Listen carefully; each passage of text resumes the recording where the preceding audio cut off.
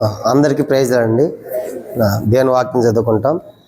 ఈ 3 దినాల ఉపవాస ప్రార్థన కొరకై ఇవ్వబడినటువంటి అంశము కీర్తన 60వ కీర్తన. అందరం కలిసి ఆ వచనాలు చదువుకుంటాము.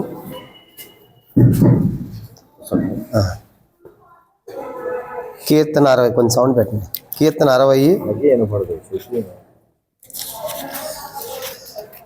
60వ కీర్తన అందరం కలిసి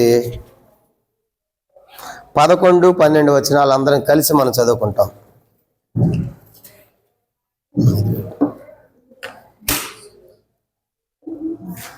దేవుని పరిశుద్ధ గ్రంథములో నుండి 60వ కీర్తన 11, 12 వచనాలు అందరం కలిసి మనం చదువుకుంటాం. చదవండి. మనుషుల సహాయము వ్యర్థము, శత్రువులను జయించుటకు మాకు సహాయము దయచేయము. దేవుని వలన మేము శూర కార్యములు జరిగించేదము. మా శత్రువును అనగదొక్కువాడు ఆయనే. ఇదే మాట 108వ కీర్తన కూడా చూద్దాము. కీర్తన 108 అక్కడ కూడా రాయబడింది. 108వ కీర్తన 12, 13 వచనాలు కూడా మనం కలిసి చదువుకుంటాం. కీర్తన 108, 12, 13 వచనాలు కూడా అందరం కలిసి. మనుష్యుల సహాయం వ్యర్థము, శత్రువును జయించుటకు నీవు మాకు సహాయము దయచేయము. దేవుని వల్ల మేము శూర కార్యములు జరిగించేదము. మా శత్రువును అనగదొక్కువాడు ఆయనే. అటు గత 2 దినాలుగా జరిగేటువంటి ఉపవాస ప్రార్థన కోరికలు బట్టి ప్రభు ఎంత స్తుతిస్తూ ఉన్నాం. మరి అనేకమైన సంగతులు దేవుడు మనతో మాట్లాడుతూ వచ్చాడు. అనేక విషయాల కోసం ప్రార్థన కూడా చేస్తూ వచ్చాం. ఈ దినము మరి చివరి కోరిక, మరి చివరి వర్తమానంగా మనం విన్నటువంటి ఈ యొక్క వాక్యము, ఈ భాగాన్ని ఈ యొక్క అంశాన్ని 2 భాగాలుగా మనం విభజిద్దాము. మొదటిది దేవుని సహాయము, రెండవది మనుషుల సహాయం. కాబట్టి ఉదయకాలము దేవుని సహాయము ఎలా ఉంటుంది అని చూడటానికి దేవుని వాక్యంలోంచి ఒక 7 సందర్భాలు, 7 సంగతులు దేవుని సహాయాన్ని పొందిన మనుషులు, ఆ యొక్క దేవుని సహాయం ఎంత గొప్పదిగా ఉంటా ఉందనేది ఒక 7 సందర్భాలు మీకు జ్ఞాపకం చేస్తాను. రెండవది మనుషుల సహాయం వ్యర్థమని చెప్పడానికి మనుషులు ఎట్లాంటి వాళ్ళు కూడా అపోస్తలుడైన పౌలు ఒక 5 సంగతులు చెప్పాడు. వాటిని కూడా మనం ధ్యానం చేస్తాం. కాబట్టి 2 భాగాలుగా ఈ యొక్క వాక్యాన్ని మనం విభజించి దేవుని యొక్క సహాయము ఎంత ఉన్నతంగా ఉంటుందనేది చూద్దాము. తర్వాత మనుషుల సహాయము ఎందుకు వ్యర్థమైందో కూడా మనం చూద్దాం. దానికంటే ముందుగా చిన్న ప్రార్థన. పరలోకమందున్న మా తండ్రి, పరిశుద్ధ దేవ, మీ స్తోత్రాలు. ఇంతవరకు కూడా పాటల ద్వారా మీ నామాన్ని ఘనపరచుకున్నందుకే వందనములు. తిరిగి ప్రభా ఈ సమయంలో చదివిన వాక్యాన్ని మీరు దీవించండి, ఆశీర్వదించండి. దయలో మా తండ్రి, మనుషుల సహాయం వ్యర్థము కాబట్టి మా దేవుని సహాయం మాకు కావాలి. ఎందుకంటే తండ్రి, మీ దేవుని సహాయం వల్ల మేము శూర కార్యం జరిగిస్తాం, శత్రువును అనగదొక్కుతాం. కాబట్టి ప్రభా, దేవుని సహాయం ఎంత ఉన్నతమైందో మేము చూడబోతున్నాం. అదే సమయంలో మనుషుల సహాయం ఎంత వ్యర్థమైందో కూడా చూడబోతుంటుండగా నీ యొక్క వాక్యం ద్వారా మీరే మాతో మాట్లాడి మాకు కావాల్సిన వాక్కులు దయచేసి మహిమ పొందమని, వచ్చిన ప్రజలకై స్తోత్రాలు. ఇంకా రావాల్సిన ప్రజలు మార్గ మధ్యంలో ఎవరు మీ ఏర్పాట్లో ఉన్నారో నడిపించి మహిమ పొందమని, సమయం దీవెనకరంగా చేయమని యేసుక్రీస్తు నామమున ప్రార్థించి వేడుకొనిచున్నాము తండ్రి, ఆమేన్. ఇలా దేవుని యొక్క వాక్యం నుంచి ఈ 2 సందర్భాల్లో కూడా రాయబడిన మాట ఒక్కటి అనే విషయం మనం జ్ఞాపకం పెట్టుకుంటాం. కాబట్టి మనుషుల సహాయం వ్యర్థము, శత్రువును జయించుటకు నీవు మాకు సహాయము దయచేయి. కాబట్టి దేవుని యొక్క సహాయము మనకు కావాలి. దేవుని సహాయము ఎలా ఉంటుందని చూడటానికి ఒక 7 సందర్భాలు చూద్దాం. మొట్టమొదటిది సమూయేలు మొదటి గ్రంథము 7వ అధ్యాయం. మొదటి సమూయేలు గ్రంథం 7వ అధ్యాయము. మొదటి సమూయేలు గ్రంథము 7వ అధ్యాయము 12వ వచనం మనం చూద్దాం. మొదటి సమూయేలు గ్రంథం 7వ అధ్యాయము 12వ వచనం. మొదటి సమూయేలు 7:12. అప్పుడు సమూయేలు ఒక రాయి తీసి మిస్పాకును షేనుకును మధ్య దాన్ని నిలిపి, ఇంతవరకు యెహోవా మనకు సహాయం చేసిందని చెప్పి దానికి ఎబెనేజర్ అని పేరు పెట్టెను. కనుక యెహోవా మనకు సహాయము చేసెను. కనుక ఏంటి దేవుని సహాయం ఇక్కడ అని చూసినప్పుడు, ఇశ్రాయేలు ప్రజల మీదకి యుద్ధానికి వస్తున్నారు శత్రువులు అంటే ఫిలిష్తీయులు. కాబట్టి ఫిలిష్తీయులు ఇశ్రాయేలు మీదకి యుద్ధానికి వస్తున్నప్పుడు వాళ్ళు ఉపవాసం ఉండి ప్రార్థన చేశారు. చూడండి 6వ వచనం, 7:6. వారు మిస్పాలో కూడుకొని నీళ్లు చేది యెహోవా సన్నిధిని కుమ్మరించి ఆ దినమున ఉపవాసం ఉండి యెహోవా దృష్టికి మేము పాపాత్ములమని ఒప్పుకొనిరి. కాబట్టి ఆ రీతికి ఇశ్రాయేలు ప్రజలు మరి దేవుని సన్నిధి నిష్పాలు చేరి కానీ మేము పాపాత్ములము అని ఉపవాసం ఉండి ఒప్పుకున్నారు. ఆ రీతిగా ఉపవాస ప్రార్థన వాళ్ళు చేస్తున్నారు. దేనికోసం అంటే శత్రువులు ఫిలిష్తీయులు యుద్ధానికి వస్తున్నారు.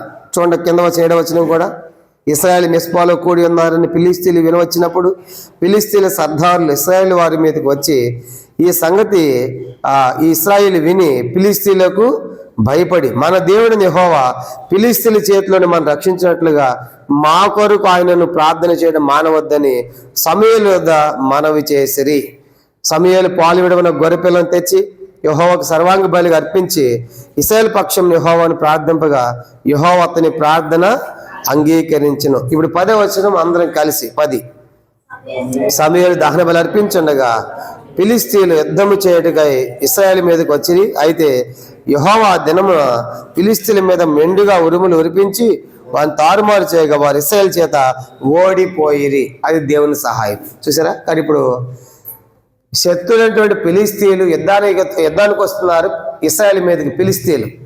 కనుక శత్రులైనటువంటి ఫిలిష్తీయులు ఇశ్రాయేలు మీద యుద్ధానికి వస్తున్నప్పుడు ఇశ్రాయేలు ప్రజలంతా మిస్పాలు కూడుకొని ఉపవాసం ఉండి మేము పాపాత్మలను ఒప్పుకున్నారు. ప్రవక్త సమూయేలు దగ్గరకు వచ్చి అయ్యా మా కోసం నువ్వు ప్రార్థన చెయ్యి, కాబట్టి ఫిలిష్తీయుల చేతిలో మేము ఓడిపోకూడదు, కనుక మా ఫిలిష్తీయులు మా శత్రువులు మేము జయించాలని చెప్పినప్పుడు సమూయేలు బలర్పించాడు. సమూయేలు వాళ్ళ కోసం ప్రార్థన చేశాడు. ఇప్పుడు సమూయేలు ప్రార్థన ఏంటి? ఇశ్రాయేలు ప్రజలు గెలవాలి, ఆ ఫిలిష్తీయులు ఓడిపోవాలి. ఆద్య ప్రార్థన చేసి ఏం జరిగింది? 10వ వచనంలో దేవుడు అద్భుతంగా 10వ వచనంలో ఉరుములు తీసుకొచ్చాడంట. ఉరుములు మెరుపులు తీసుకొచ్చాడు. ఆ ఉరుములు ఉరుగుతూ ఉంటే ఆ ఉరుములు శబ్దానికి కనుక వారికి ఫిలిష్తీయులు భయపడి చేశారంట, పారిపోయారు. అది దేవుని సహాయం. కాబట్టి ఉదయకాల సమయంలో మనం జ్ఞాపకం పెట్టుకోవాలి, దేవుని సహాయం. యుద్ధం చేయకుండానే శత్రువులు పారిపోయారు. కనుక 10వ వచనం ఆ రీతిగా వాళ్ళు అద్భుతంగా విజయాన్ని సాధించారు. కాబట్టి ఉదయకాల సమయంలో మనం కూడా అలాంటి సహాయమే కోరాలి. కానీ దేవుడు సహాయం ఎట్లా చేస్తాడంటే ద్వితీయోపదేశకాండము 33వ అధ్యాయం దేవుని సహాయం మనం గమనించినప్పుడు ద్వితీయోపదేశకాండం 33వ అధ్యాయము 26వ వచనం ఇలాగ రాయబడింది. ద్వితీయోపదేశకాండము 33వ అధ్యాయము 26వ వచనం, యెషూరును దేవుని పోలిన వాడు ఎవడను లేడు, ఆయన్ని సహాయం చేయుటకు ఆకాశవాహనుడై వచ్చును. కానీ దేవుడు సహాయం చేయడానికి ఆకాశవాహనుడిగా మేఘం నుంచి వస్తాడు. కానీ మొదటి సందర్భం ఏంటంటే శత్రువులు జయించినటువంటి ఇశ్రాయేలు ప్రజలు. ఇది ఎలా సాధ్యమైంది? దేవుని సహాయం ద్వారా. దేవుడు ఎట్లా సహాయం చేశాడు?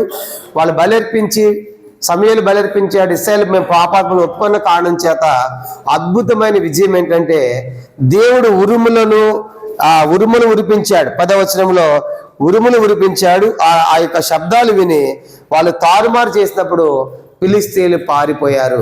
కాబట్టి అందుకని 12వ వచనంలో యెహోవా మనకు సహాయము చేసింది. అది దేవుని యొక్క సహాయం. కానీ మొదటిది దేవుని యొక్క సహాయం ఇశ్రాయేలు పొందారు. పొందుడు ద్వారా ఫిలిష్తీయులను ఓడించారు. ఎలాంటి అద్భుతం అంటే దేవుడు ఆ సహాయం ఎట్లా చేశాడు? వాళ్ళకి పిడుగులు తీసుకొచ్చి ఉరుములు ఉరిపించి వాళ్ళు భయపెట్టి వాళ్ళు తారుమారు చేసి వాళ్ళు ఓడింపజేశాడు. ఇది దేవుని సహాయంగా మనకు జ్ఞాపకం చేయబడి. అందుకే వాళ్ళు 12వ వచనం అంటున్నారు, ఎంతవరకు యెహోవా మనకు సహాయము చేసిన. అది దేవుని యొక్క సహాయంగా మనకు జ్ఞాపకం చేయబడిన మొదటి సందర్భం. రెండోది చూడండి, దేవుని సహాయము ఇంకెలా ఉంటుంది? 2 దినవృత్తాంతములు 14వ అధ్యాయము 2 దినవృత్తాంతములు 14వ అధ్యాయము 11వ వచనంలో ఆసా కూడా దేవుని సహాయాన్ని కోరుతున్నాడు. 2 దినవృత్తాంతములు 14వ అధ్యాయం 2వ దినవృత్తాంతములు 14వ అధ్యాయము 11వ వచనం. ఇది రెండో సందర్భం. దేవుని సహాయం పొందిన రెండో సందర్భము 2వ దినవృత్తాంతములు 14-11. ఆసా అందరు కలిసి చదువుదాం. ఆసా తన దేవుడిని యెహోవాకు మొరపెట్టి యెహోవా విస్తారమైన సైన్యం చేతిలో ఓడిపోకుండా బలం లేని వారికి సహాయం చేయటం నీకన్నా ఎవరూ లేరు. మా దేవా యెహోవా మాకు సహాయం చేయము, నిన్నే నమ్ముకొని ఉన్నాము, నీ నామమును బట్టి ఈ సైన్యం ఎదిరించడానికి బయలుదేరి ఉన్నాము. యెహోవా నీవే మా దేవుడు, నరమాత్రులు నీపైనే జయముంద నింపుకొని ప్రార్థింపగా. 12 కూడా యెహోవా కూషీలను ఆసా ఎదుట యోధా వారి ఎదుట నిలువనేక వారి మొత్తినందున వారు పారిపోయిరి. చాలు. ఇది రెండో సందర్భము గమనించినప్పుడు దేవుని యొక్క సహాయాన్ని అడిగిన వ్యక్తి రెండో వ్యక్తి ఎవరు చెప్పండి? ఆస. కనుక ఆస మీదకి యుద్ధానికి వస్తుంది ఎవరు?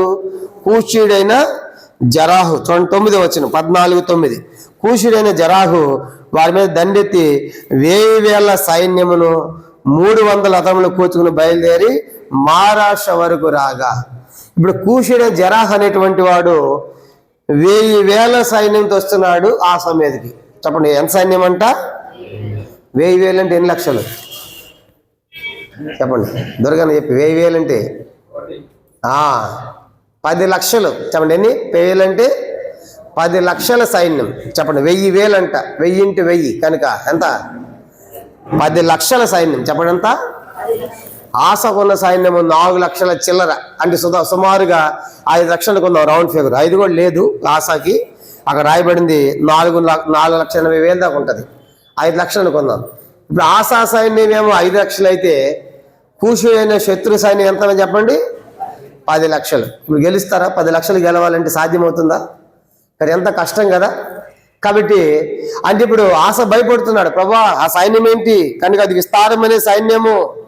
కాబట్టి ఎలాంటి పరిస్థితుల్లో నీకన్నా సహాయం చేయడానికి మాకెవరు కూడా లేరు. మేము చూస్తే 4 లక్షల చిల్లరే ఉన్నాం. వాడు వచ్చేటువంటి శత్రురాజు 1000 సైన్యంతో వస్తున్నాడు, 10 లక్షల సైన్యంతో వస్తున్నాడు. కాబట్టి ఇలాంటి పరిస్థితుల్లో మాకు సహాయం చేయని చెప్పేసి ప్రార్థన చేశాడు.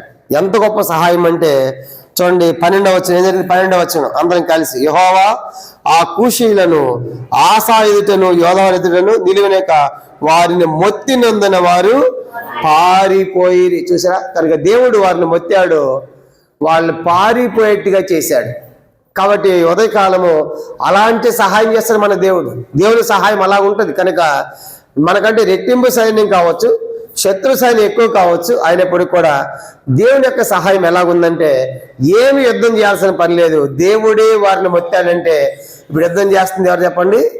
దేవుడు. అది యుద్ధము మీరు కాదు, యెహోవాయే జరిగిస్తాడు. కాబట్టి రెండో సందర్భము ఆస కూడా 11వ వచనంలో చెప్పాడు, మాకు సహాయము చేయము, నీకన్నా ఎవరు మాకు లేరు అని ప్రార్థించాడు. కాబట్టి ఇది దేవుని సహాయం. కాబట్టి ఉదయకాలము నా ప్రశ్న తలంపు ఏంటంటే మనము మనుషుల సహాయాన్ని కోరకూడదు. ఎందుకంటే మనుషుల సహాయము వ్యర్థం. కానీ దేవుడి సహాయం ఎంత ఉన్నతమైందంటే రెట్టింపు సైన్యం ఉన్నప్పటికీ కూడా దేవుడు సహాయం చేశాడు వాళ్ళకి. అద్భుతంగా వాళ్ళు శత్రువులను జయించగలిగారు.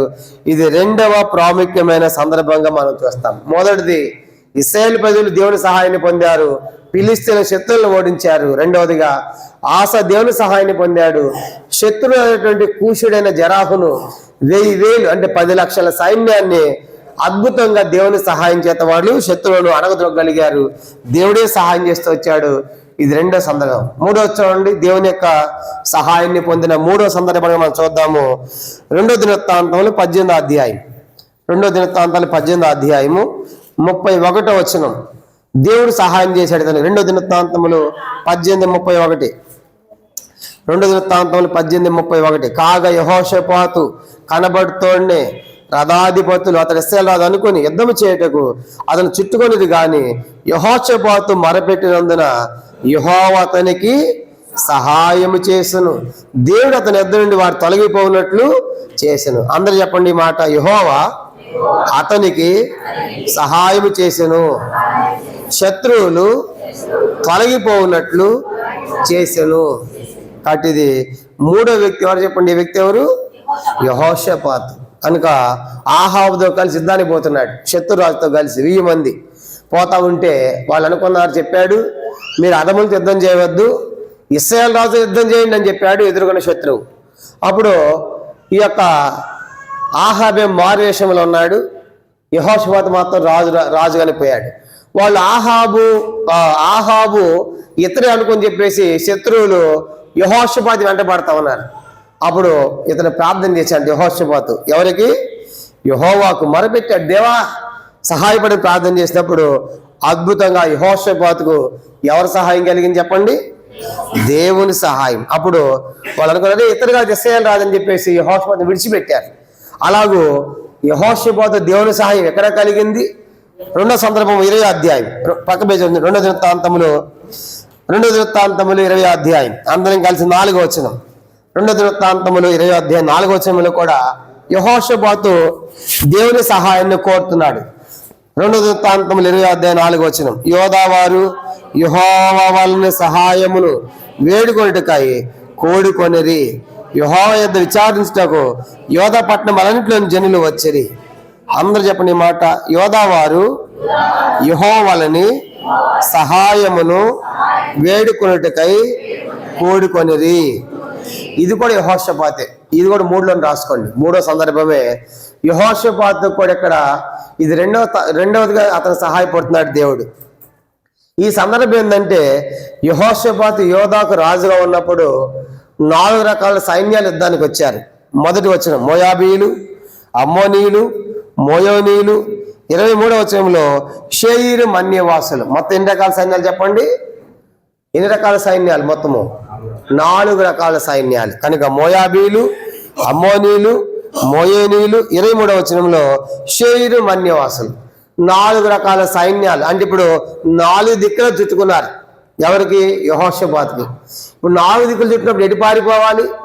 ఎటు పారిపోయినా ఏదో ఒక సైన్యం చేతిలో వాళ్ళు చెక్కాల్సిందే. కాబట్టి ఇప్పుడు అందుకే 4 దిక్కుల శత్రువులే. ఇప్పుడు దిక్కు ఎవరు చెప్పండి? దిక్కు లేని వారికి. అందుకే ఆయన ప్రార్థన చేసి 12వ వచనం 12 ఏమని ప్రార్థన చేస్తున్నాడు? 12వ వచనం, మా దేవా మా మీదికి వచ్చి, మా దేవా నీ వారికి తీర్పు తీర్చవా? మా మీదికి వచ్చి గొప్ప సైన్యముతో యుద్ధము చేయటకు మాకు శక్తి చాలదు, ఏమీ చేయటకు మాకు తోచదు, నీవే మా దిక్కు అని ప్రార్థన చేశాను. కాబట్టి ఇప్పుడు యెహోషాపాతుకి చుట్టూ 4 రకాల సైన్యాలు ఉన్నాయి. మోయాబీలు, అమ్మోనీయులు, మోయేనీయులు, సైటు నివాసులు. 4 దిక్కుల చుట్టుకున్నప్పుడు ఎటు పరిగెత్తాలి? ఎటు పారిపోయిన ఏదో ఒక దిక్కుని ఏమవుతుంది? ఏదో ఒక దిక్కుని ఎవరో ఒక చేతిలో చెక్కాల్సింది. అందుకే ఇప్పుడు మేము దిక్కు లేని వారము చెప్పండి. వాళ్ళ ప్రార్థన ఏంటి? మేము ఇప్పుడు దిక్కు లేని వారికి. కీర్తన 107 అనుకుంటా చూడండి. దిక్కు లేని దరిద్రుల ప్రార్థన ఆయన వింటాడు. అమ్మా చదువుదాము. కీర్తన 107వ కీర్తన 100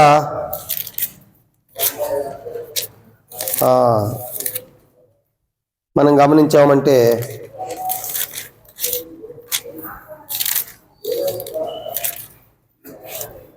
ఇప్పుడు యెహోషాపాతు చేస్తున్న ప్రార్థన 102వ కీర్తన 102 17వ వచనం. 102వ కీర్తన 102 17వ వచనం అందరం కలిసి చదవండి. ఆయన దిక్కులేని దరిద్రుల ప్రార్థన నిరాకరింపక వారి ప్రార్థన వైపు చూశారు. దేవుడు ఎవరు ప్రార్థన వింటాడంట? దిక్కులేని. ప్రభా మేము దిక్కులేని వారము, మేము దరిద్రులము, కాబట్టి మేము ఎటు పరిగెత్తాలి? ఇప్పుడు 4 రకాల సైన్యాలు చుట్టుకున్నాయి అని నీవే మా దిక్కు. ఇప్పుడు మాకు ఏ దిక్కు వెళ్ళినా సరే శత్రువులు ఉన్నారు, మాకేమీ తోచడం లేదు అని ఆలోచించి ప్రార్థన చేశారు. అద్భుతంగా. కాబట్టి ఇప్పుడు 4 దిక్కులా ఉన్నప్పుడు సహాయం వస్తుందా? ఎట్లా దేవుడు సహాయం చేయగలడు? అడవిలో ఒక లేడీ జింక పిల్లలు పెడతా ఉంది. అందరూ వినాలి. జింక పిల్లలు పెడతా ఉంటే ప్రసవిస్తూ ఉంది, పిల్లలు పెడతా ఉంది జింక. ఈలోపు ఆ జింకకు ఒకవైపున ఎవరున్నారంటే పెద్ద పులి ఉందంట. ఇదండి పెద్ద పులి కాచుకుంది. కనుక ఇప్పుడు మంచి టైము, ఇప్పుడు పిల్లలు పెడతాను, పరిగెత్తలేదు, జింకను తినేయచ్చు, ఆకలితో ఉందని చెప్పేసి ఎదురుగా ఆ జింకకు ఎదురుగా పెద్ద పులి రెడీగా ఉంది. ఇప్పుడు జింక మీద పడి దాన్ని ఏం చేయాలి? చంపి తినాలని. ఆ యొక్క పులికి ఎదురుగా వేటగాడు గురి పెట్టాడు జింకని కొట్టాలని చెప్పేసి. చెప్పండి ఏంటంట? జింక ఇదే మంచి టైము, పిల్లలు పెడతాను, పరిగెత్తలేదు కాబట్టి నా బాణాన్ని చెక్కుతుందని చెప్పేసి వేటగాడు కూడా సరిగ్గా గురి పెడుతున్నాడు జింకకి, కనుక దాన్ని కొట్టాలని. మరొక వైపున నది ఉంది. చెప్పండి, మరొక వైపున నది, నీళ్లు ప్రవహించే నది ఉందన్నమాట. కానీ ఇప్పుడు దానికి ఆపోజిట్ కనుక మరొక వైపున ఏముందంటే అగ్ని కాలుకుంటూ వస్తుంది. అడవిలో అగ్ని పడింది. అగ్ని ఇప్పుడు అమెరికాలో లాస్ ఏంజల్స్ మొత్తం కాలిపోతా ఉంది కదా, అలా అగ్ని కాలుకుంటూ వస్తూ ఉంది ఒకవైపున. ఇప్పుడు ఈ జింక ఎటు పరిగెత్తాలి? ఎదురుగా పరిగెడితే ఏమని చెప్పండి? పులి ఉంది. దానికి ఆపోజిట్లో ఏముంది? వేటగాడు గురి పెట్టాడు. ఇటువైపున ఏముంది? నది దాటి పరిగెత్తాలి. ఇటువైపున ఏముంది? ఎటుపైన ఇప్పుడు ఆ జింక కాపాడబడిద్దా? చెప్పండి. ఎదురుగా పోతేనేమో పులి నోట్లో పడిద్ది, వెనక్కి వెళ్తేనేమో వేటగాడు బాణానికి దొరికిపోతుంది, ఇటేమో నదిలో పడి మునిగి సస్తుంది, ఇటు పోతే అగ్నిలో కాలిపోయింది. ఇప్పుడు అలాంటి పరిస్థితులు మనం ఉంటే ఏం చేస్తాం? కాబట్టి ఇప్పుడు 4 దిక్కుల జింకకు సహాయం లేదు. చూసారా, కొన్నిసార్లు మన జీవితంలో కూడా అలాగే వస్తాయి, అన్ని చుట్టుకుంటాయి, ఏం చేయాలో అర్థం కాదు మనకి. యెహోషాపాతు అంటున్నాడు, అవి 4 సైన్యాలు చుట్టుకున్నాయి, నీవే మాకు. ఈ జింక ఏం చేసిందంటే ఆ పరిస్థితులన్నీ చూడకుండా తన ప్రసవం మీదే మనసు పెట్టింది. తన పెళ్లి ఏదేమైనా కానీ దేవుడు చూసుకుంటాడని తన పిల్లలు పెడతాం ప్రారంభించింది. ప్రసవ నొప్పులు వస్తున్నాయి కనుక డెలివరీ అవుతా ఉంది, జింక పిల్లలు పెడతాం. దేవుడు పెద్దగా అద్భుతంగా పెద్ద వర్షాన్ని తీసుకొస్తున్నాడు. వర్షం వస్తూ ఉంది, వర్షంలో పిడుగులు వస్తూ ఉన్నాయి, మెరుపులు వస్తూ ఉన్నాయి. ఆ మెరుపులు పెద్ద పెద్ద మెరుపులు వస్తూ ఉండేటప్పటికి ఈ యొక్క బాణం పెట్టినటువంటి వేటగాని యొక్క కంట్లో ఆ మెరుపడి బాణం వదిలేశాడు. ఇది గురి తప్పి సరిగ్గా పులి నోటు తగిలింది కనుక పులి తగిలి పులి చచ్చింది. ఆ యొక్క ఉరుముల యొక్క పిడుగుపడి వేటగాడు చచ్చాడు. వర్షం పడి అగ్ని అంతా ఆరిపోయింది. జింక పిల్లలు పెట్టి నదిలో నీళ్లు తాగి దాని దారి నది పోయింది. చూసారా దేవుని సహాయం ఎలా ఉంటుందో ఊహించగలరా? ఇప్పుడు ఆ జింక అనుకోండి నా పనేక అయిపోయినట్లే. దేవుడు అద్భుతంగా, అందుకే 33 మనం చదువుకుంది ద్వితీయోపదేశకాండం 33:26 మన దేవుడు ఆకాశ వాహనుడై మేఘవాహనుడై సహాయం చేయడానికి ఆకాశం మీద వస్తాడంట. అంటే ఊహించలేం దేవుని యొక్క సహాయం. కాబట్టి 4 దిక్కులో ఉన్నప్పుడు మా పరిస్థితి ఏంటి అని కుంగిపోకూడదు కనుక అందుకే దిక్కు లేని వారికి దేవుడే దిక్కు. దరిద్ర ప్రార్థన అయినా ఆలకిస్తాడు. అందుకే దావీదు అంటాడు, దేవా నేను మనుషుల తట్టు కాదయ్యా, నీ దిక్కుకు నా ఆత్మను ఎత్తుకొనిచున్నా. కీర్తన 25వ కీర్తన. అదే దావీదు అంటాడు, నీ వైపే నా ఆత్మను ఎత్తుకొనిచున్నా, నీ దిక్కునకే. కీర్తన 25వ కీర్తన మొదటి వచనం చదువుదాము. చదవండి మొదటి వచనం. యెహోవా నీ దిక్కు నాకు చూచి నా ఆత్మ ఎత్తుకొనిచున్నాను. చూసి ఎందుకు? మనుషుల దిక్కు కాదు. ఏ దిక్కు పోయినా మనకు ఉపయోగం లేదు. ఏ దిక్కు కావాలి మనకు? దేవుడే దిక్కు. అందుకే యెహోషాపాతు చేసిన ప్రార్థన, నీవే మాకు. ఎలాంటి పరిస్థితులు? 4 రకాల సైన్యాలు. అప్పుడు దేవుడు ఏం చేశాడంట? 2 దినవృత్తాంతములు 20వ అధ్యాయం చూడండి. ఎంత అద్భుతమైన సహాయం అంటే, ఎప్పుడైతే ఈ ప్రార్థన చేశాడో మేము బలం లేని వారం అని చెప్పేసి ప్రార్థన చేసిన తర్వాత దేవుడు ఏం చేశాడంటే వాళ్ళకు వాళ్ళే పొడుచుకునేట్టుగా సచ్చేట్టుగా మొదలుపెట్టాడు. 22వ వచనం, 20వ అధ్యాయం 22వ వచనం. 2 దినవృత్తాంతములు 20వ అధ్యాయం 22వ వచనం. వారు పాడుటకును స్తుతించుటకును మొదలు పెట్టగా యోధా వారి మీదకి వచ్చిన అమ్మోనీయులను మోయాబీయుల మీదను షేరు మన్యవాసులను మాటుగాని పెట్టిన కనుక వారు హతులైరి. 23 కూడా. అమ్మోనీయులు మోయాబీయులు షేరు మన్యవాసులు బొత్తిగా చంపి నిర్మూలన చేయవలని పొంచి ఉండేరి. తర్వాత షేరు కాపురస్తులు కడముట్టిన తర్వాత తమలో ఒకరినొకరు చంపుకొనుటకు అక్కడ వచ్చి ఇప్పుడు శత్రు సైన్యాలు అంతా ఎవరి మీదకి వచ్చారు? అసలు యుద్ధానికి వచ్చింది ఎవరి మీదకి? ఇప్పుడు యెహోషాపాతు దిక్కులేని వాళ్ళు ప్రార్థన చేస్తే దేవుడు ఎంత అద్భుతం చేశాడంటే వచ్చిన వాళ్ళు ఒక సైన్యం చేశారంట, వాళ్ళే పొడుచుని చచ్చారు. చూసారా? ఇప్పుడు జింకను చంపడానికి కనుక వేటగాడు వచ్చి పుల్లిని చంపినట్టుగా ఎంత అద్భుతమైన సహాయం అంటే మనది. అలాంటి శూర కార్యాలు, గొప్ప కార్యాలు మన దేవుడు చేస్తాడు. కాబట్టి ఇది దేవుని యొక్క సహాయం అలాగ ఉంటుంది. ఏదైనా సందర్భము. మొదటిది ఇశ్రాయేలు ప్రజలు పొందారు దేవుని సహాయము. రెండవది ఆసా పొందాడు. దేవుడు ఉరుములు మెరుపులు తీసుకొచ్చాడు కనుక ఇశ్రాయేలు ప్రజలకి ఆ ఫిలిష్తీయులు భయాన్ని పుట్టించి విజయం కలిగేశాడు. రెండోది ఆసా టైంలోనేమో దేవుడే వాళ్ళని మొత్తాడు శత్రువులను. మూడవది యెహోషాపాతు టైంలో శత్రువులు వాళ్ళు పొడుచుకునేట్టుగా దేవుడు చేశాడు. 3వ సందర్భం. 4వ చూడండి, దేవుని సహాయం పొందిన 4వ వ్యక్తి 2 దినవృత్తాంతములు 26వ అధ్యాయం 7వ వచనం. 2 దినవృత్తాంతములు 26వ అధ్యాయము అందరం కలిసి 7వ వచనం. ఫిలిష్తీయులతోనూ వర్బాయిలో నివసించిన అరబ్బీలతోనూ మోహనీయులతోనూ అతని యుద్ధము చేయగా దేవుడు అతనికి సహాయము చేసెను. తర్వాత మరొక వచనం కూడా చదువుదాం. ఈ 15వ వచనం చివరి భాగం. ఇదే అధ్యాయం 15వ వచనం చివరి భాగంలో అతడు స్థిరపడి వరకు అతనికి ఆశ్చర్యమైన సహాయము కలిగెను. తర్వాత చూడండి, మనం ఇప్పుడు 2 వచనాలు మనం చదివాం. 7వ వచనము 15వ వచనం. దేవుని సహాయం కలిగిందంటే ఎవరి వ్యక్తి అంటే ఉజ్జియా. చెప్పండి ఎవరంట? ఉజ్జియా కూడా ఆ దేవుని సహాయం ఎందుకు కలిగింది అతనికి? 4వ వచనం పైన 5వ వచనం, దేవుని ప్రత్యక్షత విషయం ముందు తెలియకలిగిన జక్కర దినములో అతడు దేవుని ఆశ్రయించెను. అతడు యెహోవాను ఆశ్రయించినంత కాలం దేవుడు అతన్ని వర్ధిల్ల చేశాను. కాబట్టి 4వ వ్యక్తి ఎవరంటే దేవుని సహాయాన్ని పొందిన 4వ వ్యక్తి ఉజ్జియా అనేటువంటి రాజు. అతనికి అజర్ అని కూడా పేరు. కాబట్టి ఇతడు దేవుని యొక్క సహాయము పొందుడు ద్వారా 7వ వచనంలో ఫిలిష్తీయులు యుద్ధానికి పోయాడు, గెలిచాడు. గొర్రెలు యుద్ధానికి పోయాడు, గెలిచాడు. వాళ్ళంతా కూడా అమ్మోనీయులతో, తర్వాత అక్కడ అరబ్బీలతో, మెహనీయులతో వాళ్ళందరితో యుద్ధాలు చేశాడు ఉజ్జియా రాజు. వాళ్ళందరూ ఓడిపోయి చివరికి ఏం చేశారంటే, అయ్యా నీకు దాసులుగా ఉంటామని చెప్పేసి పన్ను కట్టారంట.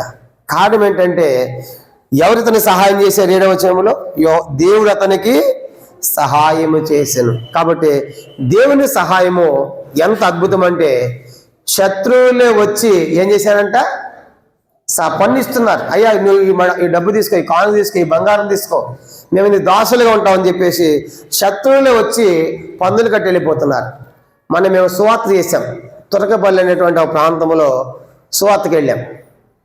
సువార్తకి వెళ్ళిన తర్వాత సువార్త బాగా జరుగుతూ ఉంది. మధ్యలో ఒక ఆయన వచ్చాడు. వాడు సువార్త చేయడానికి వీల్లేదు అని చెప్పి గొడవ పెట్టాడు. గొడవ పెట్టగానే అక్కడ అందరూ వినాలి. అక్కడ ఏం చేశాడంటే మరొక వ్యక్తి వచ్చాడు, నేను వార్డు మెంబర్ని, మీరు ఎందుకు స్వార్థ ప్రకటిస్తున్నారు అట్లా ఎట్లా అని చెప్పేసి కాసేపు పెద్ద గొడవ చేసి అల్లరి చేశాడు. మొత్తానికి ఆ వీధి వదిలేసి ముందుకెళ్ళి స్వార్థ ప్రకటించాం. సువార్త అయిపోయింది. అయిపోయినటువంటి 2-3 రోజుల తర్వాత ఏ వ్యక్తి అయితే సువార్త ఏదైనా అల్లరి చేశాడో, గొడవ పెట్టాడో, అక్కడ మందిరానికి వచ్చాడంట. ఆ పాస్టర్ గారు చెప్తున్నాడు, మందిరానికి వచ్చి అయ్యా మేము తప్పు చేసాం, మేము పొరపాటు చేసాం, మాకు మనసులో నెమ్మది లేదు, ఆ రోజు సువార్త చేస్తానికి అభ్యంతరం చేశాము, కాబట్టి ఏదైనా మేమందరికీ సహాయం చేస్తాను, ఎంత కావాలి చెప్పండి అని చెప్తే కనుక ఒక 5,000 డబ్బులు ఇచ్చి ప్రార్థన చేయించుకుని పోయాడంట. చూసారా ఎంత అద్భుతం అంటే, దేవుడు ఏ వ్యక్తి అయితే సువార్త వద్దని అభ్యంతరపరిచాడు కనుక మొత్తం వారం లోపటే, 2-3 రోజుల లోపటే కనుక దేవుడు అతను దర్శించాడు. నేను తప్పు చేశాను కాబట్టి మా కోసం ప్రార్థన చేయని చెప్పి వచ్చి మందిరానికి డబ్బులు కూడా కానుక కూడా ఇచ్చిపోయాడు. మన దేవుడు ఎలాంటి వాడంటే, ఇప్పుడు ఎలాంటి దేవుని సహాయం అని చూసారా.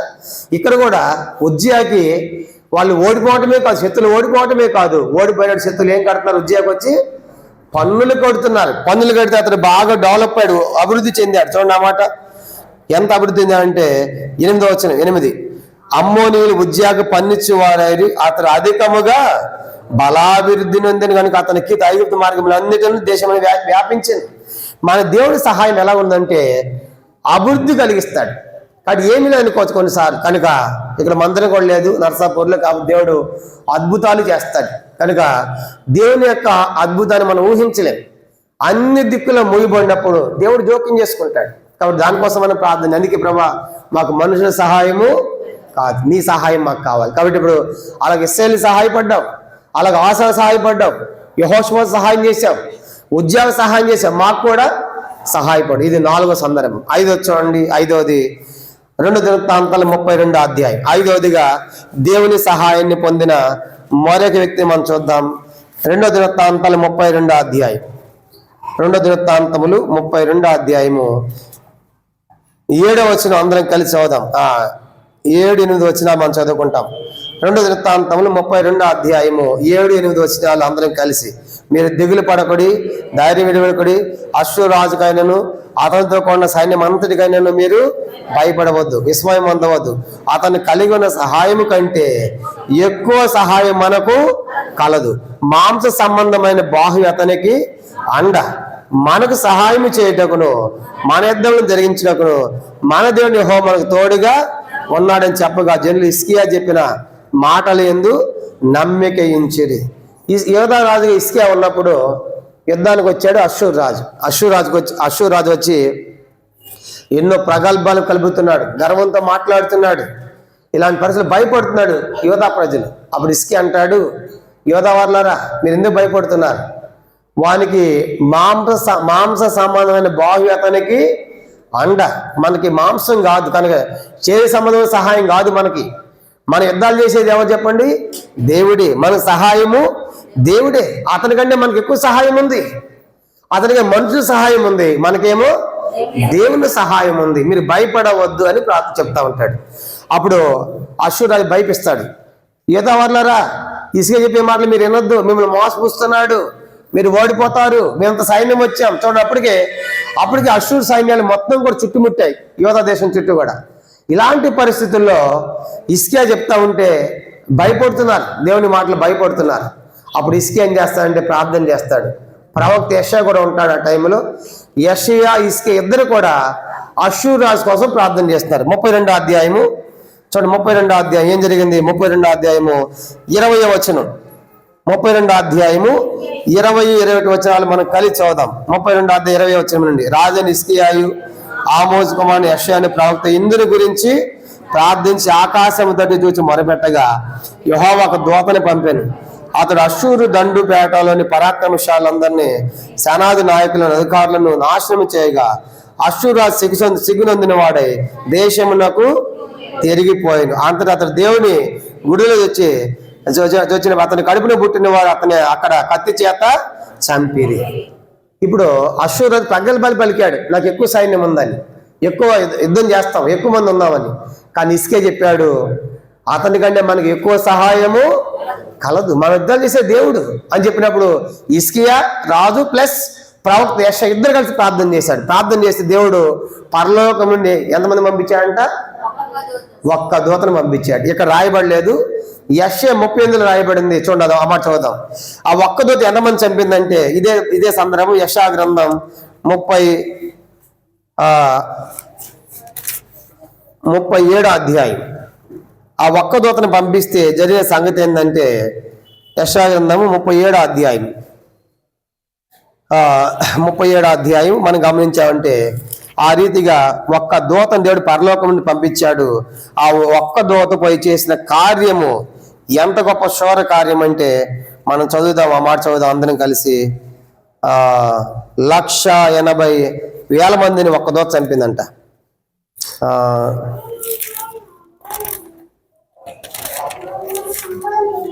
38వ అధ్యాయము యెషయా గ్రంథం దొరికిందా? అది కాదమ్మా, 37 అందరూ చదువుతాం. 37 36 వచ్చిన అందరూ చదువుతాం. 36 అందరూ చదవండి. అంతటి యెహోవా దూత బయలుదేరి అశ్షూరు వాడి దండుపేటలో 185,000 మందిని మొత్తెను. ఉదయం జనులు లేవగా వారందరూ మొత్త కళేబరములుగా ఉండేది. కాబట్టి ఇప్పుడు ఈ సైన్యాలు మొత్తం, అశ్షూరు సైన్యాలు మొత్తం యోధా దేశం మొత్తం చుట్టుముట్టినప్పుడు లోపల ఉండి ప్రార్థన చేస్తున్నారు. ప్రవక్త అయిన యెషయా హిజ్కియా ప్రార్థన చేస్తే పరలోకంలో ఒక దూత వచ్చిందంట. ఒక్క దూత ఎంతమంది చంపింది? వామ్మో, ఒక్క దూత 180,000 మంది. ఇద్దరు దూతలైతే చూసారా, ఇది దేవుని సహాయం. ఒక్క దూత వచ్చి 180,000 మంది ఒక్క రాత్రిలోనే వచ్చినటువంటి సైనికులు అందరూ సచ్చి ఉన్నారు. పొద్దున్న చూశాడు అశ్షూరు రాజు, ఏమైందిరా అన్ని శవాలు, మొత్తం శవాలు అయిపోయారు సైన్యం అంతా. అక్కడి నుంచి పారిపోతాడు. ఆ దేశం పారిపోయినప్పుడు అతను కడుపున పుట్టిన కుమారులే, రే నువ్వు రాజుగా ఉంటే మేము ఎప్పుడు రాజు కాలేం అని చెప్పేసి తండ్రిని చంపేసి వీళ్ళేమయ్యారు? రాజులయ్యారు. చూసారా, అంటే మన దేవుని సహాయం, చూసారా, దేవుని సహాయం అలా ఉంటుంది. ఒక్క దూతను పంపిస్తే చాలు, దేవుడు ఒక్క చిన్న మాట చేసి మన సమస్య పరిష్కారం అయిపోయింది. కాబట్టి ఉదయకాలము నిజంగా ఇలాంటి ప్రత్యేకమైన ఉపవాస ప్రార్థన కొడుకులు సంఘానికి ఎంతో క్షేమం. మేము కూడా నిన్న 2 రోజులు పెట్టాం, నిన్న మొన్న 2 రోజులు పెట్టాం. కనుక ఇలాంటి కూడికలు అద్భుతాలు మనం చూస్తాం. కాబట్టి ఇక్కడ మనం చూసే 5వ తలంపు ఏంటంటే హిజ్కియా రాజుగా ఉన్నప్పుడు, చెప్పండి ఎవరు? ఆ అశ్షూరు రాజు యుద్ధానికి వచ్చినప్పుడు హిజ్కియా చేసే ప్రార్థన ద్వారా ఎంత గొప్ప దేవుని సహాయం అంటే వచ్చిన శత్రువులు ఏమైపోయారు చెప్పండి? ఒక్క దూత మొత్తాన్ని 180,000 మందిని 180,000 మంది చంపేసింది. కనుక అద్భుతమైన సహాయం అలా ఉంటుంది దేవుని సహాయం. కాబట్టి అలాంటి సహాయం మనకు కావాలి. అందుకే మనుషుల సహాయం మనకు వ్యర్థం. ఇది 5వ ప్రాముఖ్యమైన సందర్భం. 6వ చూడండి, 6వదిగా దేవుని సహాయాన్ని పొందిన మరొక సందర్భం 1 దినవృత్తాంతములు 5వ అధ్యాయం. 1 దినవృత్తాంతములు 5వ అధ్యాయము 1 దినవృత్తాంతములు 5వ అధ్యాయము 20-21 వచనాలు 2 కలిసి మనం చదువుతాం. 1 దినవృత్తాంతములు 5వ అధ్యాయము 1 దినవృత్తాంతములు 5వ అధ్యాయము 21-22 వచనాలు. 20 నుంచి మనం చదివితే బాగుంటుంది. 20 నుంచి అందరు తీయండి. మొదటి దినవృత్తాంతములు 5వ అధ్యాయము 20వ వచనం నుండి. యుద్ధమందు వారు దేవునికి మొరపెట్టగా ఆయన మీద వారు నమ్మికించినందున ఆయన వారి మొర ఆలకించాను కనుక వారిని జయించుటకు వారి సహాయము కలిగను. హగ్గరీయులు వారితో ఉన్న వారందరూ వారి చేతికి అప్పగింపడిది. వారు 50,000 ఒంటెలను పశువులను 2,80,000 గాడిదలను జనమును పట్టుకొనిది. 22 అందరూ చదవండి. 22 అందరూ కలిసి. యుద్ధమందు దేవుని సహాయము వారికి కలుగుడు చేత శత్రులు అనేకులు చాలండి. కాబట్టి ఇప్పుడు శత్రులు పడిపోవడానికి కారణం ఏంటి? ఏ సహాయం అంటే దేవుని సహాయం. వీళ్ళు ఎవరంటే రూబేనీయులు, గాదీలు, మనిషి అర్ధగోత్రపు వారు యుద్ధానికి వెళ్ళారు. 19వ వచనం అగ్రీయుల మీదకి, ఎదుగుతున్న వారి మీదకి, నాపిష్ వారి యుద్ధానికి పోయినప్పుడు అద్భుతంగా దేవుని యొక్క సహాయం వాళ్ళకి కలిగింది. శత్రులు అనేకులు పడిపోయారు. 22వ వచనంలో ఇది 6వ ప్రాముఖ్యమైన సందర్భం. గాదీలు 18వ వచనం. మనషే, రూబేనీయులు, గాదీలు, మనిషి అర్ధగోత్రపు వారు దేవుని సహాయాన్ని కోరినప్పుడు 19వ వచనంలో అగ్రీయుల మీద, ఎదుగుతుని మీద, నాపీష్ వారి మీద నోదాబు యుద్ధం చేసినప్పుడు దేవుడు వారికి అద్భుతంగా సహాయం చేశాడు. అది దేవుని యొక్క సహాయం ద్వారా శత్రువులు పడిపోయారు. వీళ్ళు అద్భుతమైన విజయాన్ని సాధించారు. ఇది 6వ ప్రాముఖ్యమైన సందర్భం. 7వ ఆఖరి చూడండి. మొదటి దినవృత్తాంతములు 18వ అధ్యాయం. మొదటి దినవృత్తాంతములు 18వ అధ్యాయము 7వదిగా దేవుని సహాయాన్ని పొందిన మరొక సందర్భాన్ని మీకు జ్ఞాపకం చేస్తాను. మొదటి దినవృత్తాంతములు 18వ అధ్యాయము 6వ వచనం అందరం కలిసి. 18వ అధ్యాయము మొదటి దినవృత్తాంతములు 18వ అధ్యాయము 6వ వచనము అందరం కలిసి. 6 చదవండి. తరువాత దావీదు సిరియా సంబంధమైన దమస్కులకు కావలసి అని ఉంచెను. సిరియన్లు దావీదునకు కప్పము కట్టు సేవకులేరు. ఈ ప్రకారము దావీదు పోయిన చోట్లల్లా యెహోవా అతనికి సహాయము చేయుచు వచ్చెను. దేవుడు అతనికి సహాయం చేశాడు కాబట్టి ఏం జరిగింది? 13వ వచనం. 13 దావీదు ఎల్లోములో కావలి సైన్యం ఉంచెను. ఏదోమీలందరినీ అతని సేవకులైనవి. దావీదు పోయే చోట్లల్లా యెహోవా అతన్ని రక్షించెను. కాబట్టి 6వ వచనంలో యెహోవా ఎక్కడికి పోయిన దావీదు సహాయం చేశాడు, దావీదు రక్షించాడు. దావీదు కూడా శత్రులందరినీ జయించాడు. కాబట్టి ఇది 7వ సహాయాన్ని పొందిన, దేవుని సహాయాన్ని పొందిన 7వ వ్యక్తి ఎవరంటే దావీదు. కాబట్టి ఇప్పుడు 7 సందర్భాలు చూసాం. మొదటి సమయంలో 7వ అధ్యాయంలో ఇశ్రాయేలు ప్రజలు దేవుని సహాయాన్ని పొందారు. 2వదిగా ఆసా దేవుని సహాయాన్ని పొందాడు, దేవుడు వాళ్ళు మొత్తాడు. 3వది యెహోషువ దేవుని సహాయాన్ని పొందాడు, వాళ్ళు పూడ్చుకుని చచ్చారు. 4వది ఉజ్జియా దేవుని సహాయాన్ని పొందాడు కనుక వాళ్ళే పన్నిచ్చి దాసులైపోయారు. తర్వాత హిజ్కియా దేవుని సహాయాన్ని పొందాడు కనుక ఒక్క దోత 1,80,000 చంపిన దేవుని సహాయం. తర్వాత రూబేనీయులు, గాదీలు, మనిషి అర్ధగోత్ర దేవుని సహాయాన్ని పొందారు. ఆఖరిది దావీదు దేవుని యొక్క సహాయాన్ని పొంది గొప్పదైన కార్యాలు చేశాడు. కాబట్టి అందుకే దేవుని సహాయం అలాగుంటది. కానీ మనుషులు నమ్ముకుంటే ఎలా ఉంటుంది? అది కూడా ఒక 5 వాక్యాలు చూపించి ముగిస్తా. అన్ని కూడా తిమోతి పత్రికలోని. తిమోతి పత్రిక, తిమోతికి రాసిన 2వ పత్రిక 5 నిమిషాలు ముగిచ్చేస్తాను. ఈ 5 వాక్యాలు కూడా మనం చదివి మనుషులు నమ్ముకుంటే ఎట్లా ఉంటారో మనం చూద్దాం. ఇది అపోస్తలుడైన పౌలు తన జీవితంలో అనుభవపూర్వకంగా రుచించిన తర్వాత రాసిన పత్రిక. 2వ తిమోతి పత్రిక పౌలు రోమా చెరసాలలో ఉన్నప్పుడు ఆఖరిగా చివరిగా రాసిన పత్రిక 2వ తిమోతి పత్రిక.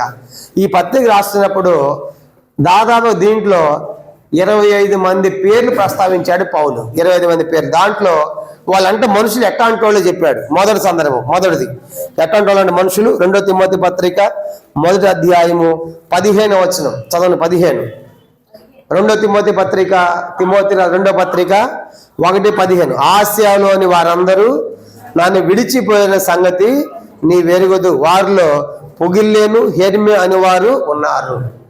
అపోస్తలుడైన పౌలు చెరసాలలో జైల్లో ఉన్నప్పుడు అందరూ ఏమైపోయారంటే పౌలుని విడిచిపెట్టి అందరు విడిచిపోయారంట. వారిలో ముఖ్యంగా పొగిల్లే, హెర్మే అనేటువంటి వారు. ఒక దైవ సేవకుడు జైల్లో ఉన్నప్పుడు, అపోస్తలుడు చెరసాలలో ఉన్నప్పుడు కనుక విశ్వాసులు ఏం చేయాలి? ఆయన్ని ఆదరించాల్సిన బదులుగా ఆయన జైల్లో పెడితే ఆయన సంగతి మాకెందుకు అని చెప్పేసి అందరూ విడిచిపోయారంట. 4వ అధ్యాయము 16 వచనం. 2వ తిమోతి 4:16 కూడా చూడండి. నేను మొదటి సమాధానము చెప్పినప్పుడు ఎవరు నా పక్షముగా నిలవలేదు, అందరూ నన్ను విడిచిపోయేది. మనుషుల సహాయాన్ని మనం కోరుకుంటే ఒకదిన మనుషులు ఏం చేస్తారు? మనల్ని విడిచిపెట్టి వెళ్ళిపోతారు. అందుకే మనుషుల సహాయం మనకొద్దు. ఇది మొదటి సందర్భం. పౌలు అంటాడు మనుషులు విడిచిపోయి వెళ్ళిపోయారు. అప్పుడు దాకా పౌలుతో ఉన్నటువంటి మనుషులే పౌలుని విడిచిపెట్టి వెళ్ళిపోయినట్టుగా పౌలు జ్ఞాపకం చేస్తున్నాడు. ఇది మొదటి సందర్భం. రెండో చూడండి మనుషులు ఎట్లాంటి వాళ్ళు. 2 తిమోతి పత్రిక 2వ అధ్యాయం 18 వచనం. 2 తిమోతి 2:18. కొరుకుడు పుండు పాకినట్టు వారి మాటల ప్రాకును, వారిలో హిమేను ఫిలేతు ఉన్నారు. వారి పునరుత్థానం గద్దించని చెప్పుచు సత్య విషయము తప్పిపోయి కొందరు విశ్వాసమును చెరుపుచున్నారు. అందరూ చెప్పండి. మనుషులు సత్య విషయములో తప్పిపోయిరి. మొదటిదేమో విడిచిపోయారు, రెండవది దేవుని తప్ప సత్య విషయంలో. సత్యం ఏంటి? పునరుత్థానం ఉంది, చనిపోయిన తిరిగి లేస్తామనేటువంటి ఆ పునరుత్థానం లేదు మనకి అని చెప్పేసి మొదలు పెడుతున్నారంటే తప్పుడు బోధ. వాళ్ళ ఎవరెవరు దాంట్లో హుమయేను ఫిలేతు ఉన్నారు. ఈ ఇద్దరు కూడా తప్పుడు సిద్ధాంతం, పునరుత్థానం లేదని చెప్పేసి అప్పుడు దాకా పౌలుతో పునరుత్థానం ఉందని చెప్పిన వాళ్ళు ఇప్పుడే మొదలు పెట్టారంటే పునరుత్థానము గతించిందని చెప్పేసి మొదలు పెట్టారు. అందుకే పౌలు అంటాడు తిమోతి జాగ్రత్త, సంఘములో విడిచిపెట్టి వెళ్ళిపోయే వాళ్ళు ఉంటారు, సంఘములో అసత్యాన్ని ప్రచారం చేసే వాళ్ళు ఉంటారు. ఇది రెండోది. మూడోది మనుషులు ఎట్లా అంటాళ్ళు. 3వ అధ్యాయము చూడండి. 2 తిమోతి పత్రిక 3వ అధ్యాయం 8వ వచనం. 3వ అధ్యాయం 8వ వచనం. ఎన్నే ఎంబరని వారు మోషేను ఎదిరించినట్లు వీరిని చెడిన మనస్సు కలిగి విశ్వాస విషయంలో భ్రష్టుల సత్యమును ఎదిరించారు. అందరూ చెప్పండి. ఎదిరించేవారు ఉన్నారు. అది మనుషులు ఎట్లాంటి వాళ్ళు? విడిచిపోయేవాళ్ళు. మనుషులు ఎట్లాంటి వాళ్ళు? సత్యములోంచి తొలగిపోయేవాళ్ళు. మనుషులు ఎట్లాంటి వాళ్ళు? ఎదిరించేవాళ్ళు. ఎందుకు ఎదిరించారంట? చెడిపోయిన మనస్సు, తర్వాత భ్రష్టత్వము, విశ్వాస విషయంలో భ్రష్టులు కనుక భ్రష్టులు కాబట్టి ఎదిరిస్తున్నారు, చెడిపోయిన వారు కాబట్టి ఎదిరిస్తున్నారు. కాబట్టి అందుకే మనుషులు ఎట్లాంటి వాళ్ళు అంటే మనుషులు విడిచిపెట్టి వెళ్ళిపోయేవాళ్ళు. మనుషులు మన గురించి అసత్యాన్ని ప్రచారం చేసేవాళ్ళు, మనుషులు ఎదిరించేవాళ్ళు. ఇంకా 4వది ఎట్లాంటి వాళ్ళంటే 2 తిమోతి పత్రిక 4వ అధ్యాయం 9వ వచనం. 2 తిమోతి 4:9 కూడా చదువుదాము. 4:9-10 వచ్చిన 10వ వచనం. 2 తిమోతి 4:10. దేమ యహలోకమును స్నేహించి నన్ను విడిచి దశలైనకు వెళ్ళి. మనిషి ఎట్లాంటి వాళ్ళు అంటే అప్పుడు దాకా దేవుని ప్రేమిస్తారు, దేవుని విడిచిపెట్టి లోకాన్ని ప్రేమించి లోకానికి వెళ్ళిపోతారు. ఈ దేమ అనేవాడు కూడా అప్పుడు దాకా పౌలుతో ఉన్నాడు. మొత్తానికి ఆ తెస్సలోనిక అనేటువంటి ఆ యొక్క పట్టణంలో నాటకశాలలు ఉన్నాయి, వ్యాపారం ఉంది, తర్వాత రకరకాల జింగ్ జింగ్ టింగ్ టింగ్ అనేటువంటి అన్ని ఆకర్షణలు ఉన్నాయి. ఈ ఆకర్షణలు ఆకర్షించి అతడు పౌలును దేవుని విడిచిపెట్టి దేంట్లోకి వెళ్ళిపోయాడంట? లోకంలోకి వెళ్ళిపోయాడు. చూసారా, మనుషులు అట్లాంటి వాళ్ళు. అందుకే ఇవన్నీ పౌలు అనుభవపూర్వకంగా ఎరిగి తిమోతి విడిచిపోయే మనుషులు ఉన్నారు, సత్యం గతిందని చెప్పే మనుషులు ఉన్నారు, ఎదిరించే మనుషులు ఉన్నారు. అన్న మాత్రమే కాదు, దేవుని విడిచి లోకం వెళ్ళే మనుషులు కూడా ఉన్నారు. జాగ్రత్త. 4వది. 5వది ఆఖరి చూద్దాము. 2 తిమోతి పత్రిక 4వ అధ్యాయం 14 వచనం. 2 తిమోతి 4:14 చదవండి. అలెగ్జాంద్రుని కంచరి వాడు నాకు చాలా కీడు చేశాను, అతని కీడు చొప్పున. కాబట్టి 5వదిగా కీడు చేసే మనుషులు ఉన్నారు. అపోస్తలుడైన పౌలు కంట కీడు చేసింది ఎవరు? కంచరి వాడు. ఎవరంటే అతడు అలెగ్జాంద్రు. ఏం చేశాడు? కీడు చేశాడు. కనుక కీడు చేసే మనుషులు ఉంటారు. కాబట్టి అందుకే మనకు మనుషుల సహాయం కాదు. మనుషులు ఎట్లాంటి వాళ్ళు? 5 విషయాలు. మొదటిది, మనుషులు మనల్ని విడిచిపెట్టి వెళ్ళిపోయేవారు. రెండోది, మనుషులు మన గురించి అసత్యాన్ని ప్రచారం చేసేవాళ్ళు, మనుషులు ఎదిరించేవాళ్ళు, మనుషులు లోకాన్ని ప్రేమించే లోకములో కలిసిపోయేవాళ్ళు, మనుషులు కీడు చేసేవారు. ఇవన్నీ పౌలు ఒట్టేటికి రాయలే, తను అనుభవించి ఆ చివరి పత్రిక ఈ మనుషులతో అనుభవించిన సంగతులు రాశారు. కాబట్టి తిమోతి సంఘంలో జాగ్రత్త. కాబట్టి ఈ రెండు చూసినప్పుడు మనుషులు ఎట్లా ఉన్నారు, దేవుని సహాయం అలా ఉంది. రెండు చూసాం మనం. కాబట్టి అందుకే ఇప్పుడు మనకి ఏ సహాయం కావాలి? 60వ కీర్తన అమర్ చదువుకు మనం ప్రార్థనకి వెళ్దాం. కీర్తన 60 అందరం కలిసి చివరిగా అమర్ చదువుదాము. 60వ కీర్తన 60వ కీర్తన అందరం కలిసి మనకి ఇవ్వబడిన అంశాన్ని మనం చదువుకుని మనం ముగించుకుంటాం ఈ వాక్యాన్ని. 60వ కీర్తన 11-12 వచనాలు. మనుషుల సహాయము వ్యర్థము, శత్రువును జయించడానికి మాకు సహాయము దయచేయము. దేవుని వల్ల మేము శూర కార్యం జరిగించేదము, మా శత్రువు అనదొక్కువాడు. కాబట్టి ఉదయకాల ప్రభా, మేము దేవుని సహాయం ఎంత గొప్పదో చూసాము. 7 సందర్భాల్లో మనుషులు ఎట్లాంటి ఉన్నట్టు చూసాం. కాబట్టి మాకు మనుషుల సహాయం కాదు దేవా, నీవు నీ సహాయం మాకు దయచేయని చెప్పేసి మనం ప్రార్థన చేయడానికి ప్రభు తన కృపను మనకు దయచేయను గాక. ప్రభు ఈ వాక్యాన్ని దీవించును గాక. ఆమేన్.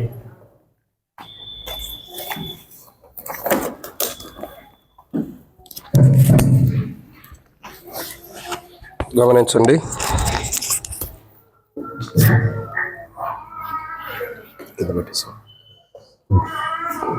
ప్రకటనలు గమనించినట్లయితే ప్రాముఖ్యంగా మనము ముందు ప్రార్థన చేసుకుంటూ వచ్చాం. గత 2 రోజుల నుంచి కూడా ప్రార్థన చేస్తున్నాం. మందిరం మెయిన్ దేని కొరకు? మందిరం కొరకు. కాబట్టి మొదట నర్సాపూర్లో దేవుడు తన మందిరాన్ని మరి దేవుడు సహాయం చేయలాగున ఆల్రెడీ స్థలము బ్రదర్ తీసుకున్నాడని చెప్పాము. దాంట్లో రేకు షెడ్ వేసుకోవడానికి అమౌంట్ అవసరం మనకి. కాబట్టి కొంత అమౌంట్ దేవుడు సమకూర్చలాగా ప్రార్థన చేయమన్నాం. అలాగే చేస్తూ వచ్చారు. దేవుడు ప్రార్థన ఆలకించాడు. దేవుని వందనాలు. ఇంకా అనేకమైన విషయాలు ఉండి వాటిపై కూడా ప్రార్థన చేయండి. తర్వాత గమనించండి, మరి చిన్న గుట్ట మొక్కల్లో కూడా మరి పరిచర్య, ప్రభు యొక్క పునరుద్ధాన పరిచర్య ఆరంభించాలి. అక్కడ మందిరం కొరకు పరిచర్య కొరకు ప్రార్థన చేయండి.